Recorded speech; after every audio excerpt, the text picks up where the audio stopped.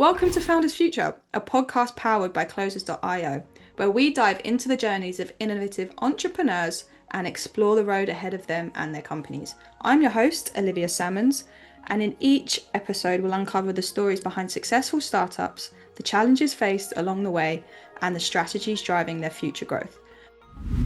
Today, we're super excited to have Kimberly Spencer, the founder and CEO of Crown Yourself, joining us.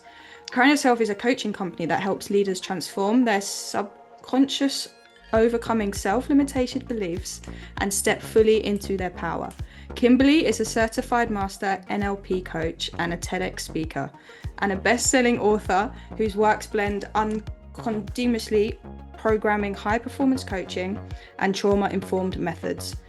She founded Crown Yourself while 7 months pregnant and has since built into a brand serving leaders around the world. Kimberly, very warm welcome to Founders Future.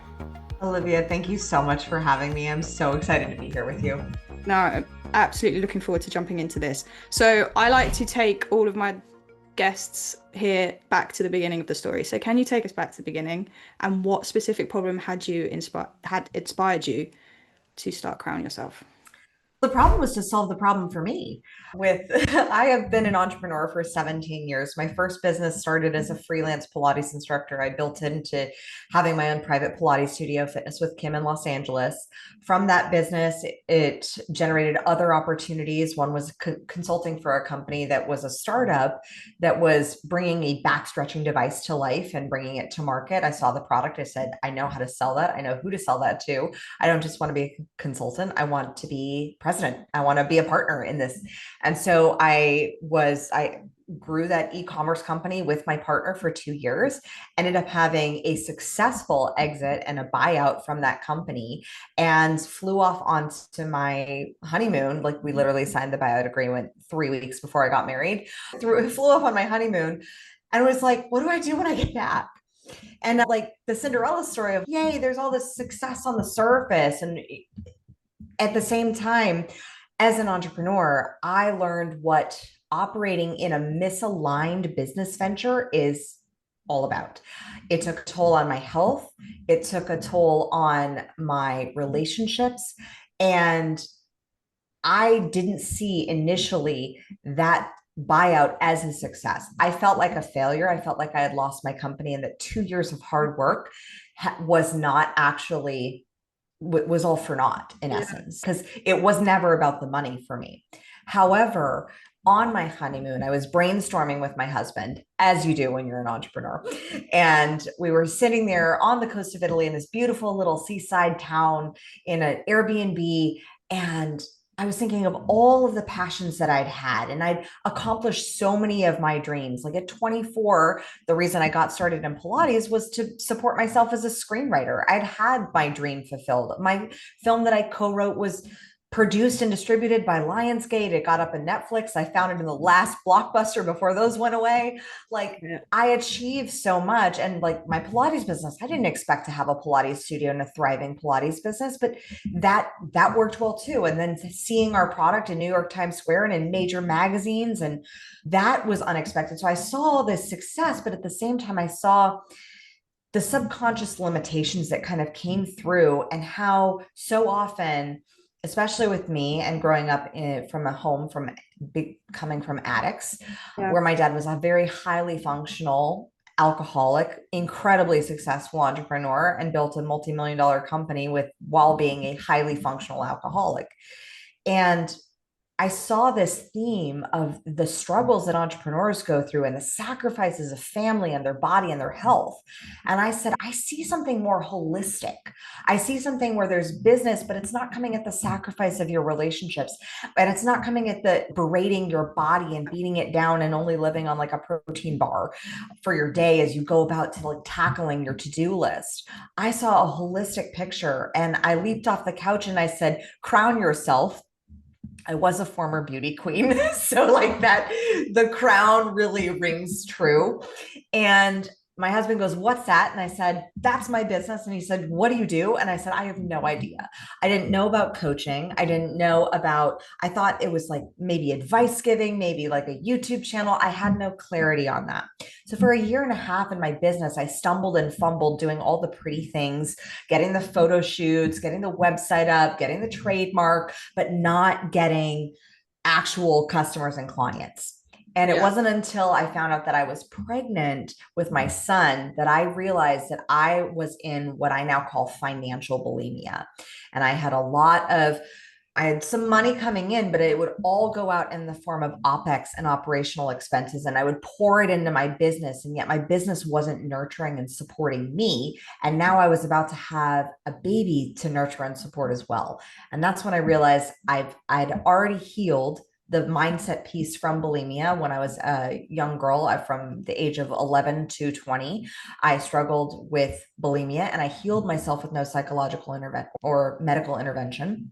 I knew it was a mindset piece. I knew I could shift it. And I knew that I also knew that I had a 9-month deadline. So I immediately got certified in NLP, timeline therapy hypnosis, released trauma, released anger, released a whole bunch of limiting beliefs, suddenly started generating revenue and getting clients. And then I got and then I had a baby, and then I continued to grow my company. And by 2018, I was able to replace my husband's income. And by 2020, when we got locked down in Australia, we were those Americans who got stuck abroad. I was able to support my family abroad, living our dream life, like living on the Gold Coast of Australia during, as the world was going crazy with COVID, we were living literally our best life on the beach. And that was so rewarding to me to be able to see this journey of what can happen when you shift the subconscious foundation of what you build. Love it. Absolutely love it. And yeah, literally, as you say, everyone else is, I suppose a lot of founders I actually speak to start up their companies during COVID as well, or the kind of epiphany happens because COVID came about and the pandemic came about and they lost their jobs and had to pivot and focus. But the fact that you'd already cracked it before then and then was literally celebrating on a beach, that really made the highlight of the story for me. So talk to me a little bit. I want to dive into the actual business itself. Now, I know you have several strands of Crown Yourself as part of the business. So can you walk me through exactly how you work with your customers and the offer that's involved? Our customers, our biggest lead flow is guest podcasting. That's what I wrote the book on. Make Every Podcast Want You, How to Become So Radically Interesting You'll Barely Keep from Interviewing Yourself. So our biggest lead generator is guest podcasting and referral basis. I've been in business long enough, almost 9 years now, that referrals are just, if you don't have at least 2 consistent referral systems set up in your business, what are you even doing? So Yeah. referrals are a main way, and then our podcast and then guest podcasting, those are our main traffic generators and our main lead generators. With the offers have evolved with what I've Okay. offered with Crown Yourself. Initially, I was doing body image and wellness coaching because I didn't feel confident in my skill set as a business owner to offer any form of high performance business coaching or for founders. And it wasn't until I got certified in NLP, timeline therapy, and hypnosis, then I started having deeper offers and more robust offers for just Yeah. specifically mindset work. From there, my clients wanted to have a longer term relationship. They'd have a breakthrough, they'd have a whole recalibrated subconscious identity. And they were like, you can't leave me.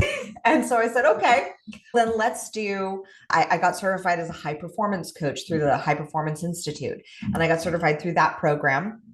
And then I got certified while I was living in Australia in biodynamic breathwork and trauma therapy, Nice. because the body keeps the score. And my path to personal development was never through just mindset work. It was actually through the body. That's how I healed myself with bulimia. That was how I healed myself with relationships, was finding and learning the language and being able to communicate in cohesion with my conscious mind and my subconscious mind. And when I had that dialogue between them where they were on friendly terms and weren't wanting to get divorced from each other, like that created a whole new way of looking at my body, of the relationships that I manifested in my life, including my amazing husband.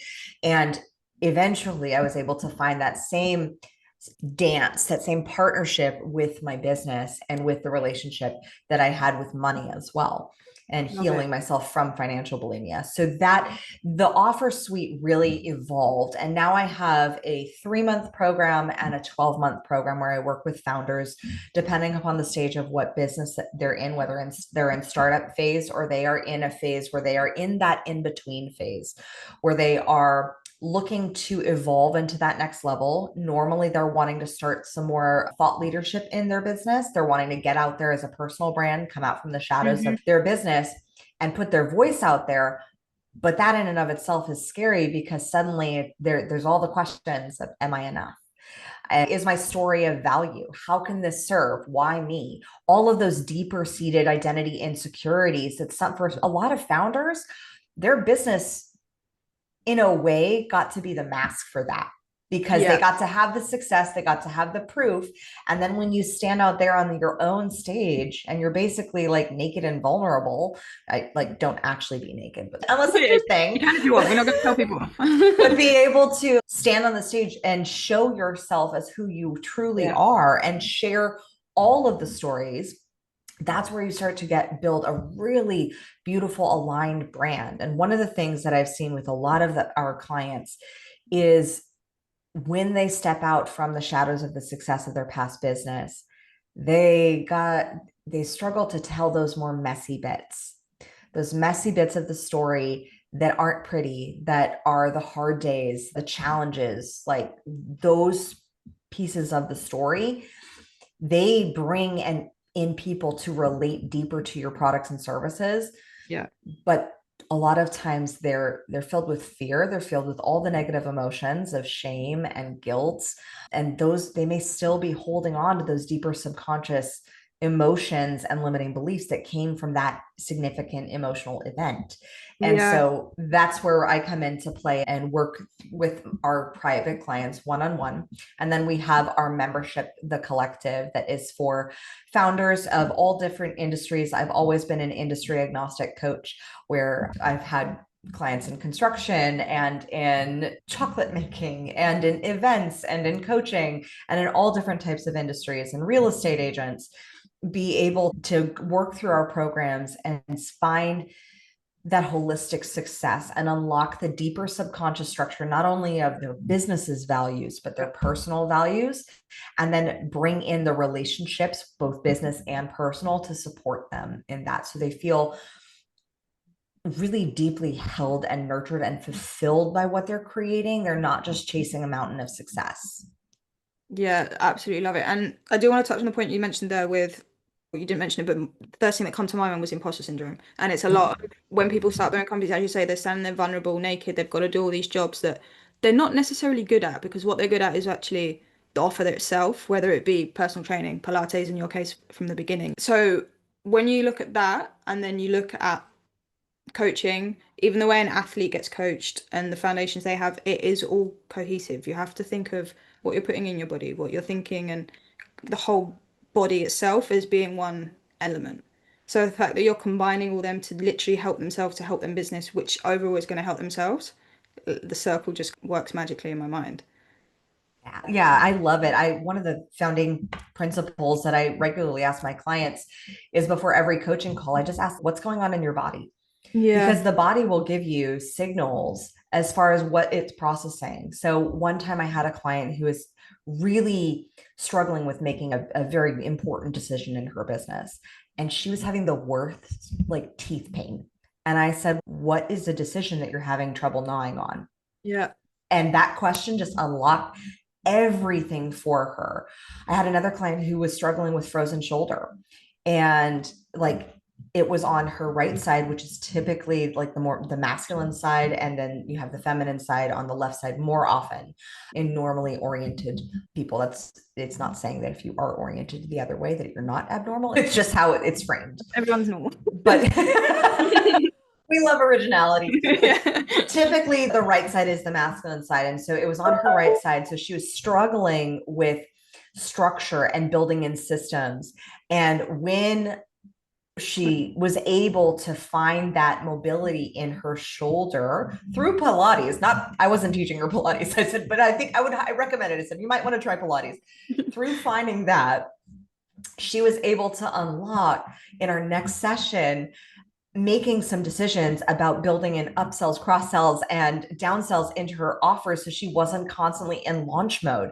It was a game changer that brought in $42,000 of extra revenue, all because I Incredible. told her to take a Pilates class and to talk to her shoulder. Yeah, funny enough, I actually do have bad shoulders. I don't know if it's the normal side, my right side, very bad. My mum always said it was linked to stress. So every time I was stressful about something big coming up, I would get instant pains in my shoulders. And as soon as I said it, she'd go, "What are you stressed about? Just chill out." And literally the same mindset happened, and she'd just go, "Why are you stressing?" And then the shoulder pain would leave. So I can advocate for that completely.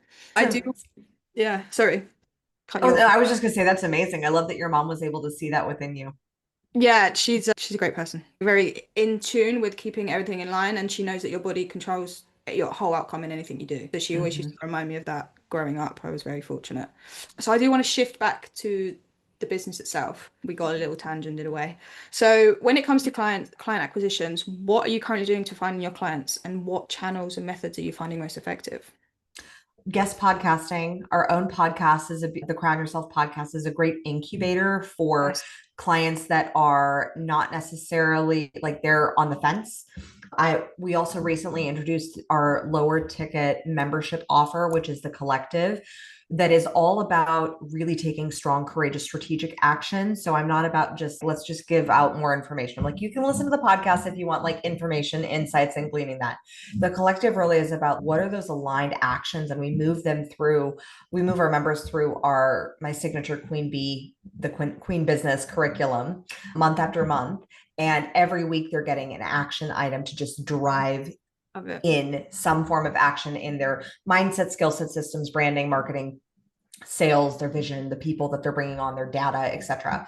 And in that space, we found that having that lower ticket item has been really valuable for those customers who are on the fence and Yeah. who are like wanting a taste Yeah. before fully diving into either a consult or one-on-one.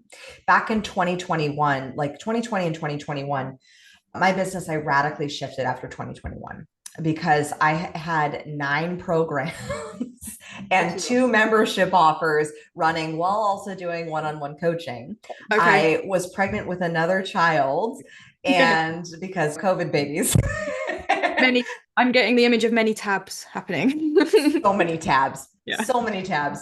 And my business, I was also seeing the growth of guest podcasting and becoming like this evangelist for the power of going on other people's podcasts, borrowing their audience, delivering massive value, and then building a referral relationship from that.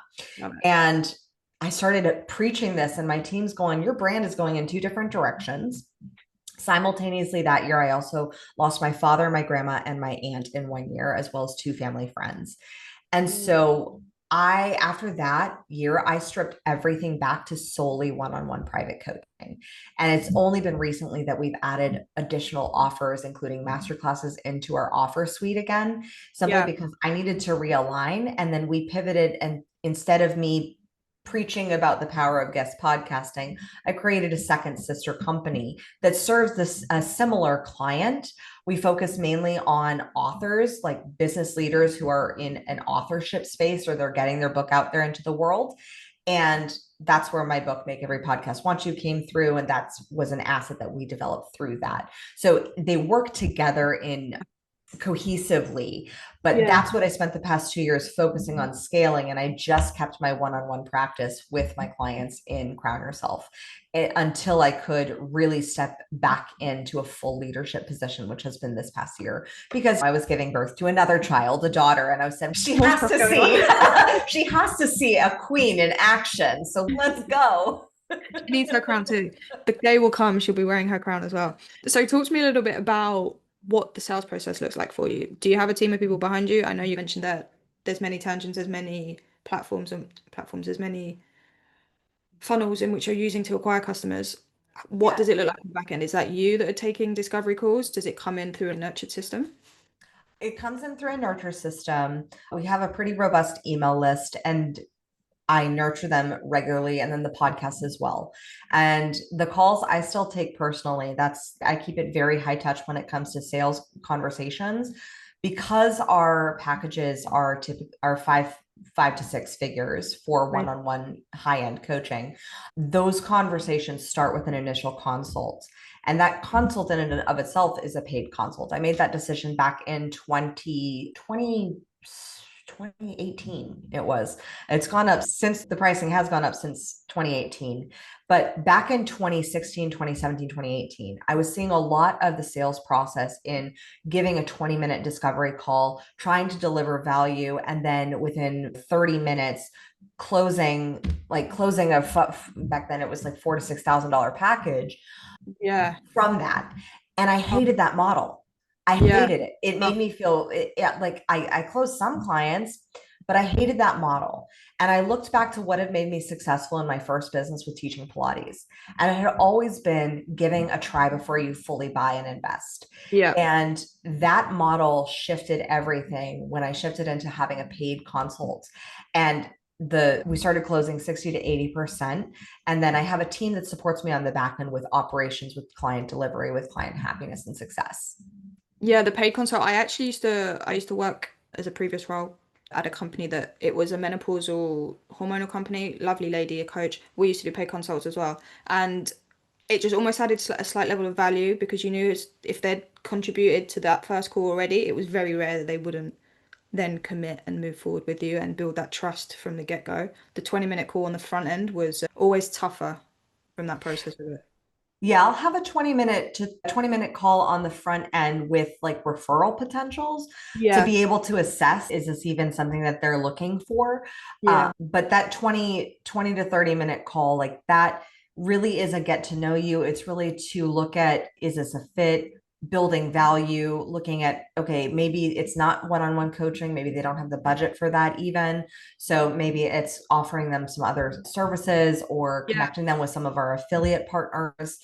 That way, for me, generosity is the gold standard. So I always want to serve, but I also don't want to serve at the expense of taking up a whole bunch of my time for free. Of Like I course. have a lot on the interwebs for free. So over 9 years of doing podcasts and being on multiple shows and TEDx talks, like there's a lot of free value that people can consume to like truly make progress. By the time they're ready to work with me, that they are ready to get down to work. 100%, 100%. And I do want to talk about what the next 12 months have in store. So if you've got any goals or targets or milestones that you're looking to hit and working towards. The big one is we are venturing into doing retreats. Lovely. And that one that it is going to be the Warrior Queen Retreat. It is going to be here in Texas. It is going to be sometimes we're looking at March or April. I just am in talks with some partners for that to help facilitate it because I realized I just did not want to do it alone.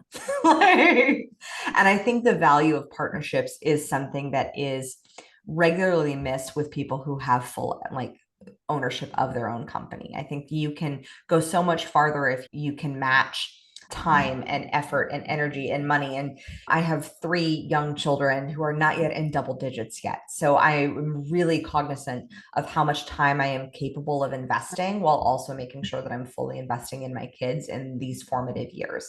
That is one that I'm really excited about. And then launching the official Crown Yourself course. That is the next goal of taking all of the multiple courses that we had and condensing them into one cohesive course so that we can have a group coaching program next year.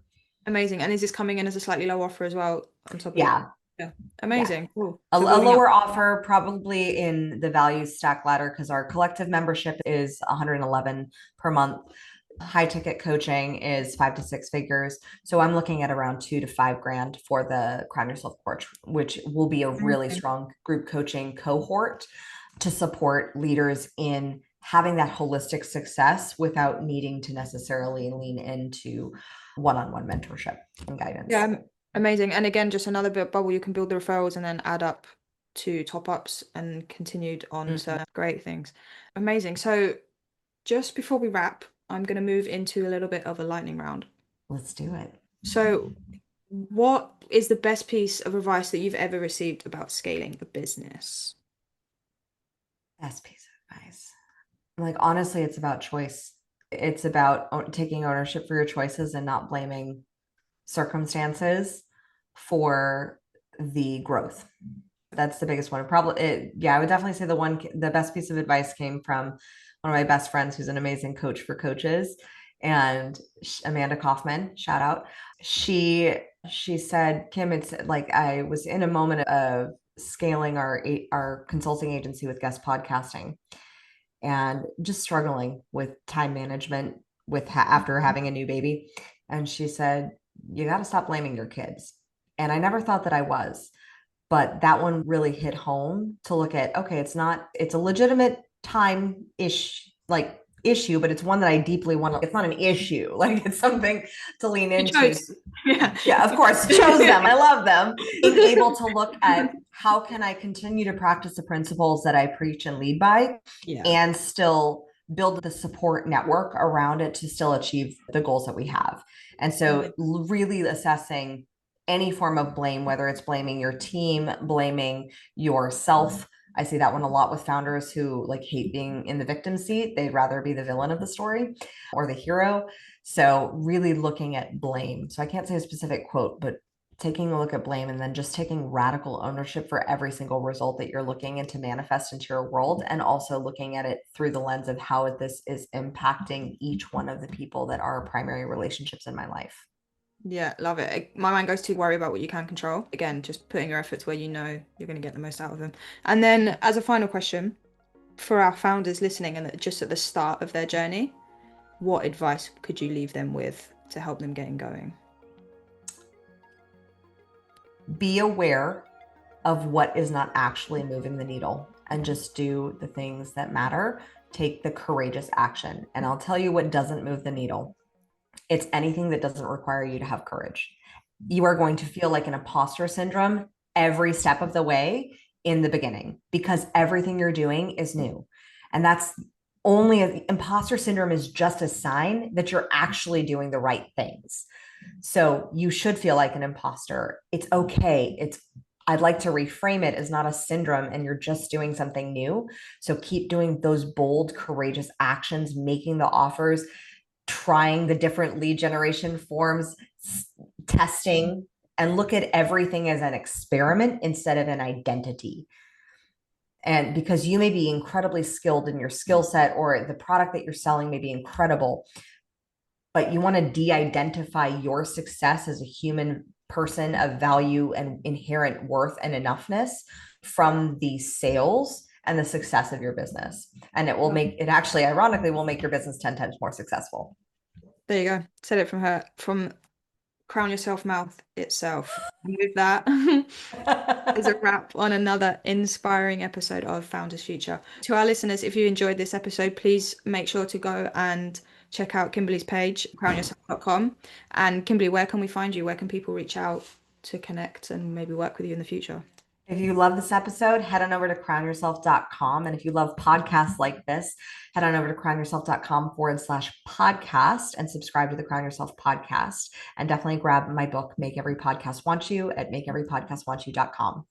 Amazing. Love that. And to our listeners, don't forget to subscribe to Founders Future via wherever you listen to your favorite podcasts. And if you are a business owner and you're really looking to scale your business and you want to enhance your sales and marketing efforts, visit closers.io, where you can hop on a call with one of our team and discover how we were able to go from 0 to 30 million in less than 3 years. And until then, keep climbing and we will see you on the next one.